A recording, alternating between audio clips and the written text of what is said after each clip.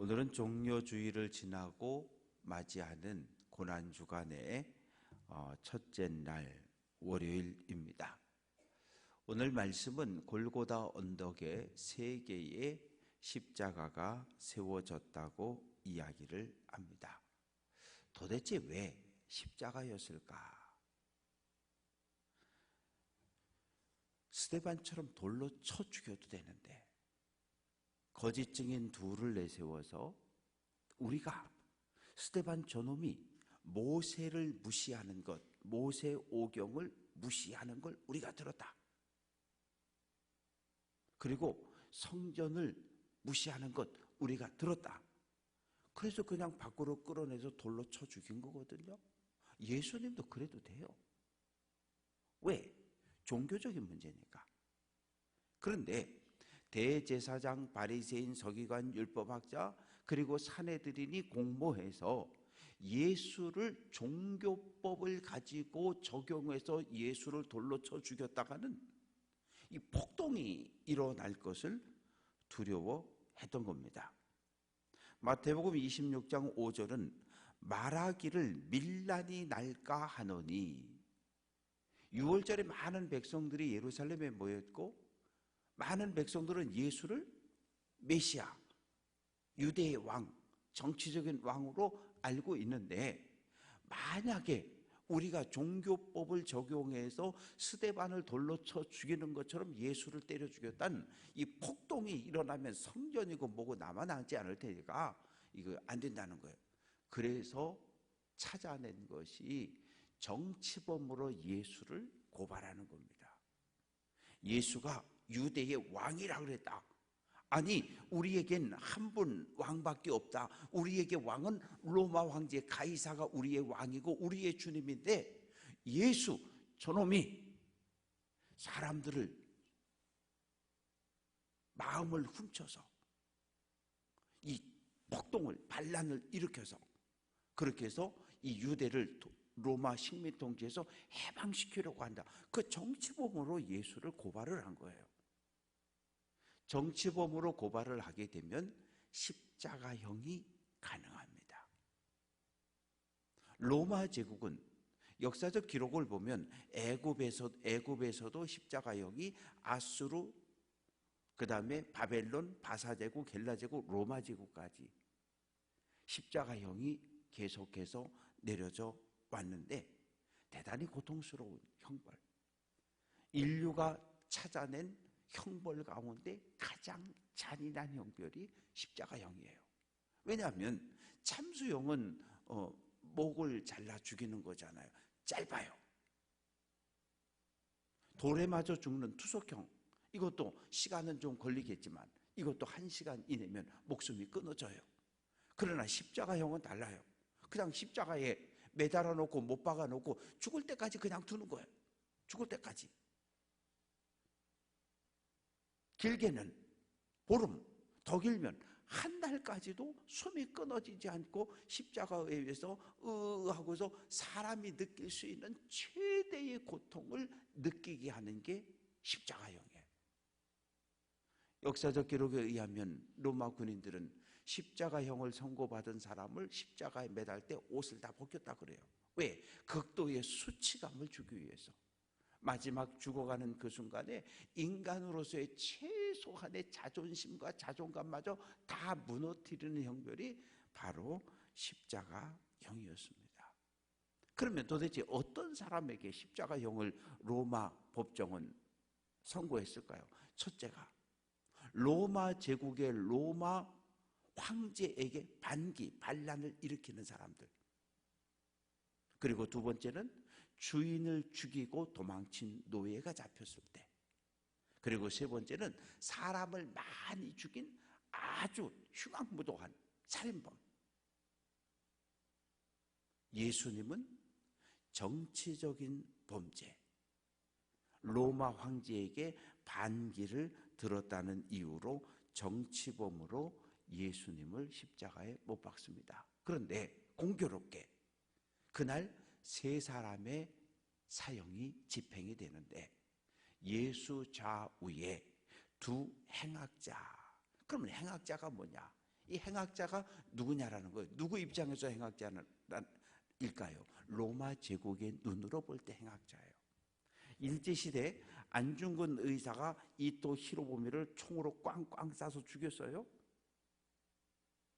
그런가 하면 또 도시락 폭탄을 던진 이봉창 의사, 그 당시 조선시대 신문을 보면 강도, 폭도 이렇게 표현되어져 있어요. 왜?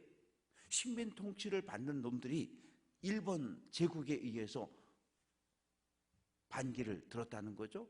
그래서 강도, 폭도 이런 표현들이 신문에 지금까지 그대로 역사적 자료로 남아있거든요. 우리는 의사, 열사 그러지만 일본 제국의 눈으로 볼 땐 폭도, 반란범인 거예요. 두 행악자라고 하는 건 열심당원들입니다.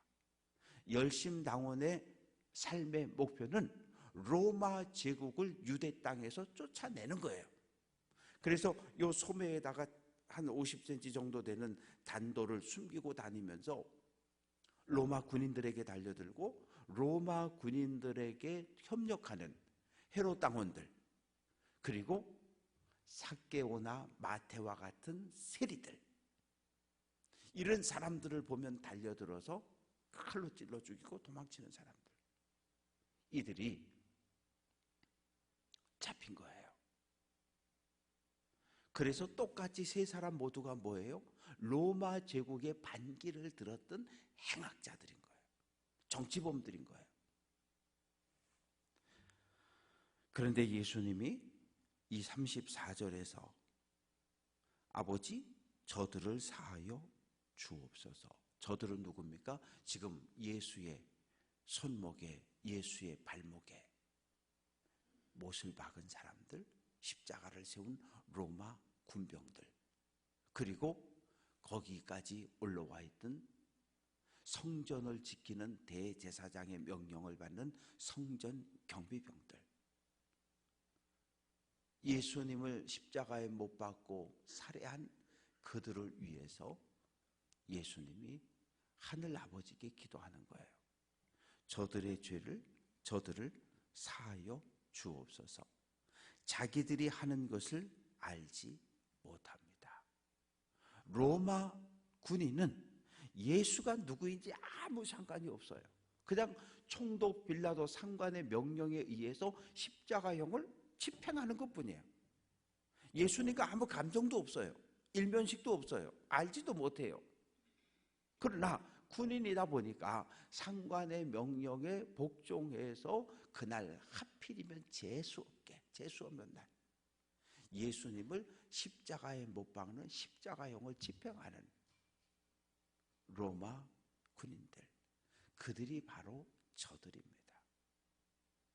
저들이라고 하는 이 단어 속에 참 제자는 일평생 선생님의 가르침을 따라가고 선생님이 죽을 때 함께 죽는 사람이 참 제자라 그랬었는데, 예수를 버리고 달아나 버렸던 제자들, 그들이 저들 속에 포함되어져 있고, 조금 더 넓혀보면 오늘 이 시대를 살아가는 우리들, 예수님의 십자가를 통해서 죄사함을 받고 구원을 얻어 하나님의 백성이 된 우리들도 저들 속에 포함되어져 있는 겁니다.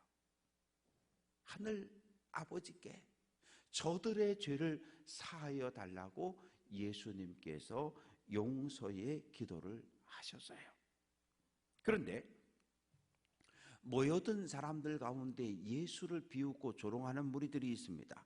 35절 말씀을 보면 백성은 서서 구경하는데, 백성은 일반 무리들을 이야기를 합니다. 그냥 예수님을 따라다니는 사람들, 오병이어의 기적의 현장에서 와 소리를 지르고 떡과 물고기를 먹었던 사람들, 나사로의 무덤에 찾아갔다가 무덤 문이 열리고 나사로야 나오너라 했더니 나사로가 깡총깡총 뛰고 걸어 나오는 그 모습을 보고 환호했던 사람들, 대제사장의 사주를 받아 예수를 십자가에 못 박아 죽여라, 예수를 죽이고 바라바를 석방하라고 외쳤던 그들이 바로 백성들입니다. 목소리 큰 쪽을 따라가는 사람들, 그들은 구경을 합니다. 그냥 구경꾼이에요. 뭐 누가 이기든 상관이 없어요. 뭐 경기장에 가서 축구 경기를 한일전을 하면 우리는 전부 한국 이겨라 한국 이겨라 그러잖아요. 북한하고 일본하고 경기를 하면 누구 이기라 그래요? 북한 져라 북한 져라 그러죠. 뭐 구경꾼은 그냥 그런 거예요. 누가 이기든 상관없어요. 나한테 뭐 돌아오는 게 없으니까 그냥 기분이 좋아다 나쁘다 그 정도밖에 없는 거예요.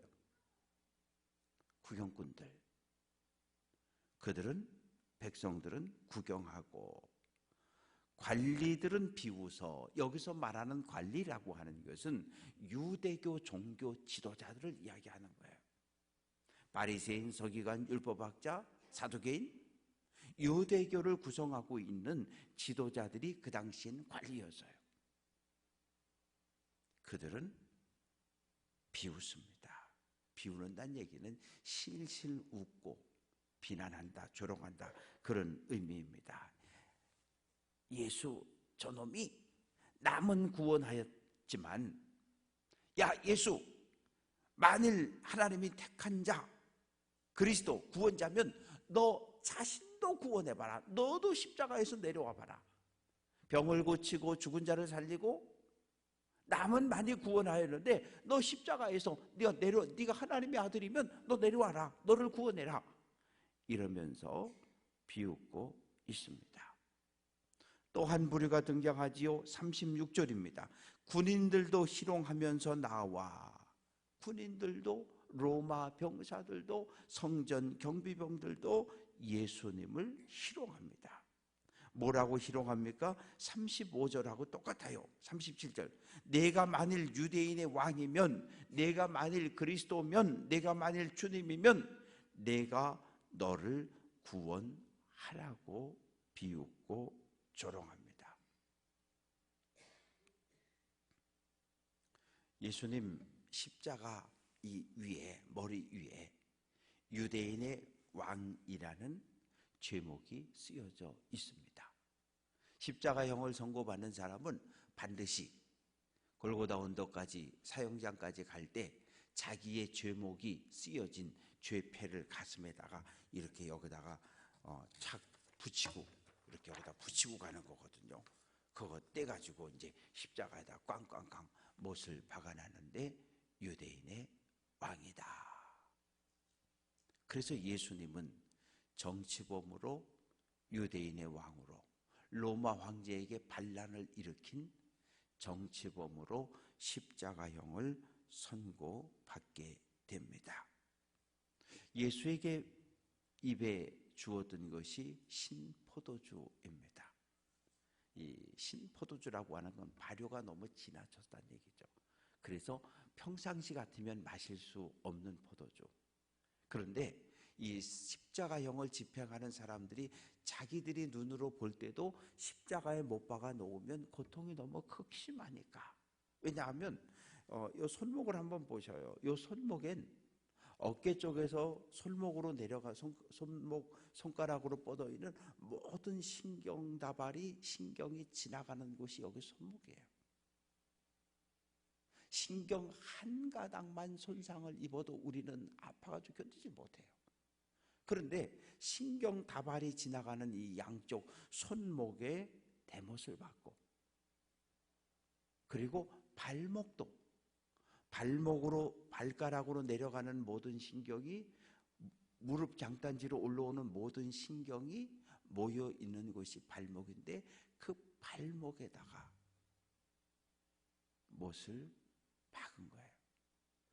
가장 극심한 고통을 느낄 수 있는 곳에 못을 박아 놓은 겁니다. 얼마나 고통스러울까요? 그러니까 로마 군인들이 좀 불쌍하다는 마음, 생각이 들었는지 신포도주를 적셔서 입에 대니까 안 마시겠다고 예수님께서는 그것도 거부하십니다. 왜? 신포도주라도 마시면, 그거라도 벌컥벌컥 알면. 왜? 예수님은 전날 밤 겟세마네 동산에서 체포돼서 지금까지 물 한 모금 마시지 못했어요. 그리고 피를 많이 흘렸어요. 로마에서 사용하는 채찍은 두 가지인데, 첫 번째는 그냥 일반적인 채찍입니다. 이 말이나 나귀가 말을 안 들을 때 때리는 채찍이 하나 있고, 그리고 벌을 줄 목적으로 사용하는 채찍이 있는데, 바로 예수님께 사용했던 그 채찍입니다.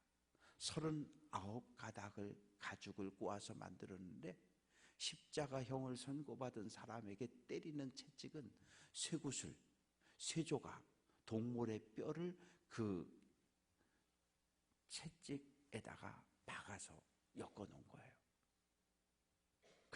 그냥 채찍에 맞아도 아픈데, 이 채찍에 맞으면 쇠조각, 뼈조각, 쇠구슬이 살을 파고 들어가게 되고, 거기에 박혀 있을 때 그걸 잡아당기면 살점이 그냥 떨어져 나오는 그런 채찍에 예수님이 맞으신 거거든요.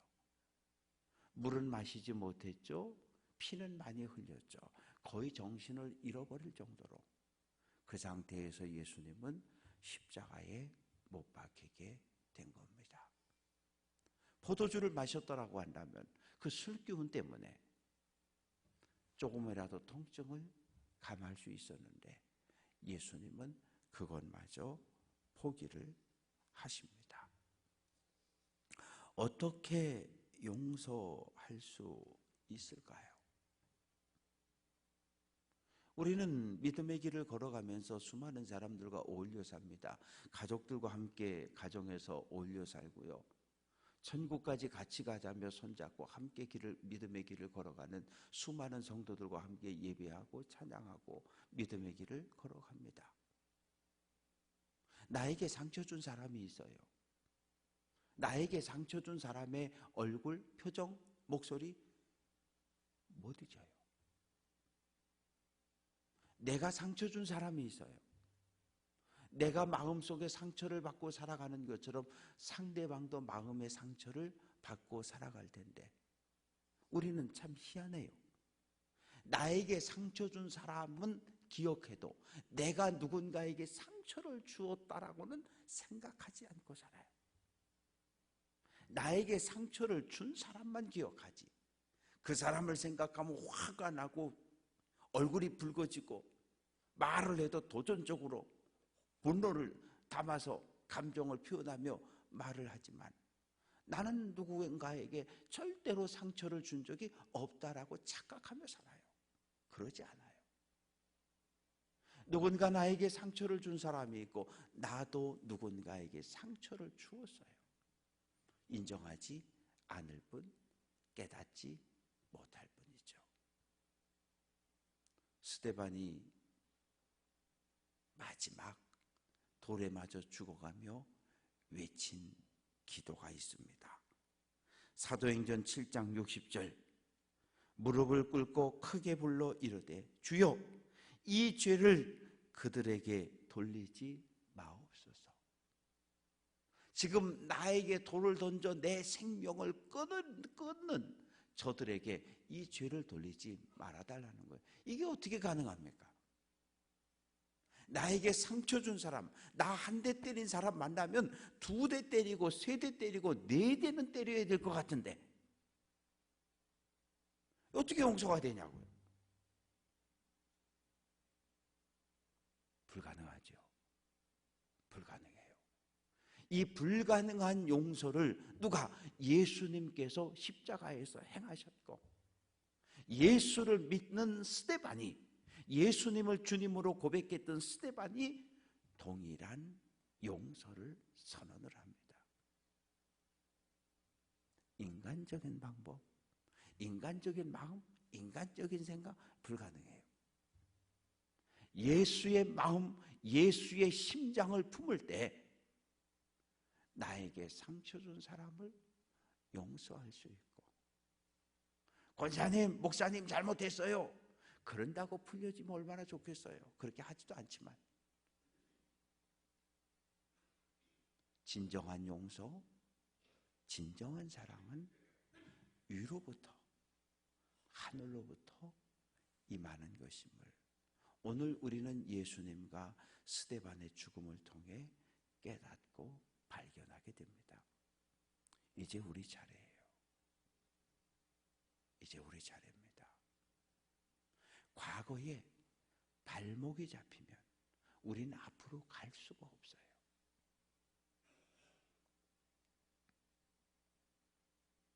이젠 우리가 결정해야 할 때입니다. 아버지, 저들의 죄를 사해 주옵소서. 나에게 상처 준 암흑의 권사님, 집사님 용서해 주옵소서. 원망과 비난과 정죄가 아니라 용서를, 사랑을 선포할 수 있는 예수의 마음, 예수의 심장을 소유한 귀한 성도들 될 수 있기를 주님의 이름으로 축원합니다.